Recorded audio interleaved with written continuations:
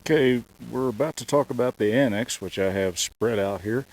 But I wanted to say a few words about our little tab loops on the top of the tarp here.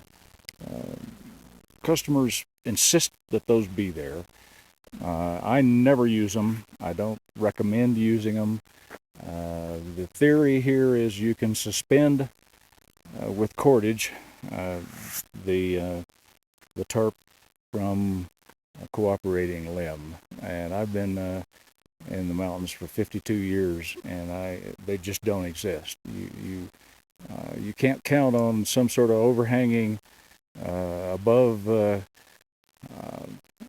cooperation for suspending them vertically. Uh, Maybe if you went to the exact same spot every single time where you know you've got just the right tree, you can get away with that. The other thing I don't like about that kind of pitch is that there's no rigidity. There's no rigidity at all, and the whole tarp sways in the wind like something fierce, and I just don't recommend that kind of pitch. You don't if you don't carry trekking poles, you can cut limbs for the twin poles. Sometimes I'll cut a limb for the rear one, so that I've got one trekking pole for day hiking. Anyway, the rigid setup that you're looking at right now will stand up to anything, and you can pitch it anywhere. All right, the annex, which is laid out here, the annex pitching begins by inserting the top of the trekking pole point through this grommet in at the apex of the annex. So I'm going to remove the pole, insert it in there, and then we'll resume. Stand by. All right, the annex has been pinned into the hard spot at the top.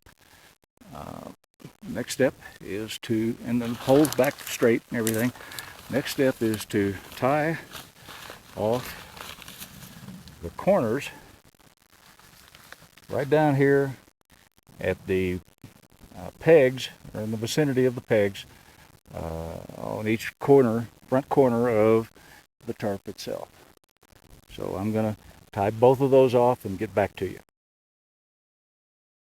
All right, there's the tie. It's just, I just simply go around the loop and everything. It's not completely to the ground, but it's plenty of seal for me. Some people will go through the peg itself to get a tighter seal. Some folks even take this and pitch it with its own peg back a few inches from that corner. I'm showing you the way I do it, and I've survived all kinds of weather this way.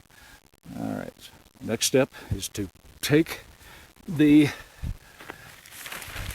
twin loops at the front and pull them out very tightly and peg them. So stand by. Here we are. The one peg through both loops. Please notice that the Velcro closures were closed on the front of the annex. That's so that everything is symmetrical. As you can see, there's no dishing. It's a nice straight shot. Next thing I'm going to do is peg the loop that's right over there beneath the stove jack. And so stand by, I'm going to go do that. Okay guys, I've got that peg in place. Got a nice taut pitch over there. I have opened the stove vent by rolling up the rain cover and velcroing it at the top. It's straightforward as can be.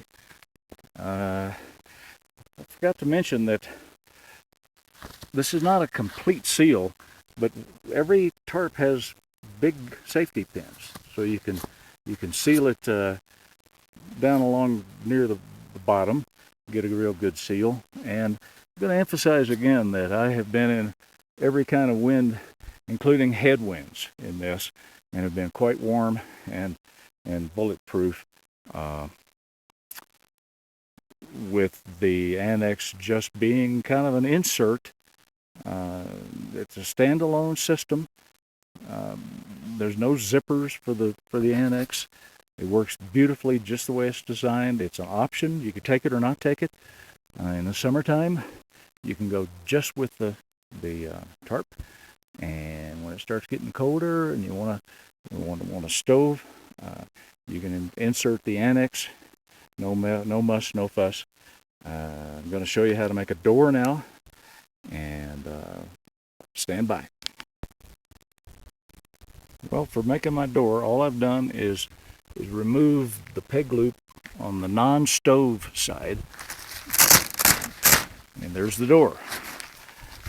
Okay, I suppose if you wanted a real skinny door, you could do this peg right here. That would be a very skinny door. I almost never do it. So that is my door.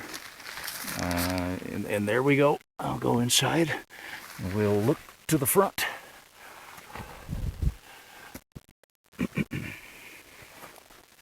Well, here's my little home. My stove will be sitting right there. The stovepipe will be going out right there. The stovepipe will be... Hello, I'm back. Sorry about the abrupt stoppage there. I had to change batteries on my device here. As I was saying, the stovepipe will go out at a forward tilting angle so it doesn't contact the eave on the front of the tarp. Let's talk a little bit about closing the door. You just simply, and this is impossible to do one-handed, but you just do all the Velcro latches as far down as you want to. And you've got now two little pouches for doodads, the one with the tarp and the one for the Annex as well. What else can I talk to you about?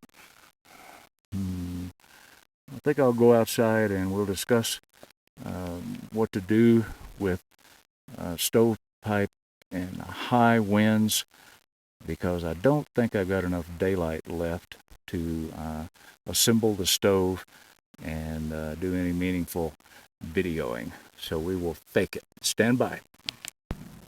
Okay, there's the stovepipe exit hole, and as you can see, it does clear the awning on the tarp.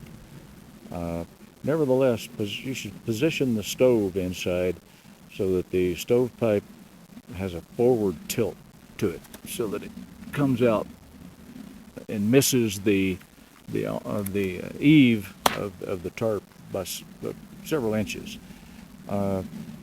It'll hold in normal conditions, but in high winds you may want to tie off the stovepipe. And those of you who have our stoves know that the little rings that hold the stovepipe together have small rings on the sides, so you can use cordage and tie off on the small rings and go to tie off about 3 locations, like right there. You can tie off to that. You can tie off right there, and triangulating, you can tie off down at one of the side peg loops on the tarp, and tension it up nicely, and your stovepipe will not move in a gale even. So those are all tips on the SuperTarp Annex. Pretty snug, very modular and multifunctional shelter system. And you're looking at what I usually ramble with. Hope you've enjoyed it and learned something.